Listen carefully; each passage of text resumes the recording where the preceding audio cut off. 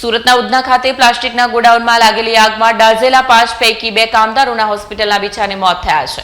સુરતના ઉધનામાં પ્લાસ્ટિક ગોડાઉનમાં લાગેલી આગમાં ગંભીર રીતે દાઝેલા 5માંથી 2 કામદારોના મોત થયા હતા.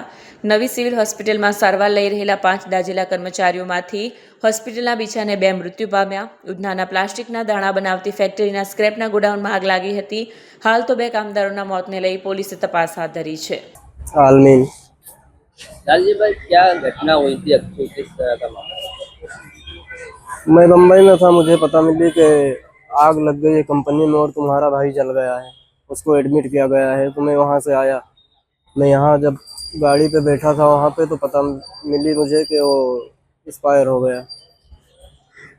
कितने लोग जले हुए थे और कितने लोगों के आज? 5-6 लोग जले थे, जिसमें से 3 अभी एडमिट है और 2 की डेथ हो गई। आपका कौन था जो जल गया है, डेड हो गई है, उसका क्या नाम? आमिर नाम था उसका, मेरे चाचा का लड़का था वो।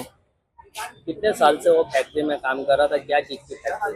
प्लास्टिक का दाना बन रहा था, वो 1 साल से काम कर रहा था उसमें। कितने कितने बच्चे हैं और क्या मांग है आपकी? 2 बच्चे हैं उसके, बीबी है, और मांग हमारी ये है कि उसके बच्चों को देखें और उसकी बीवी को देखें बस।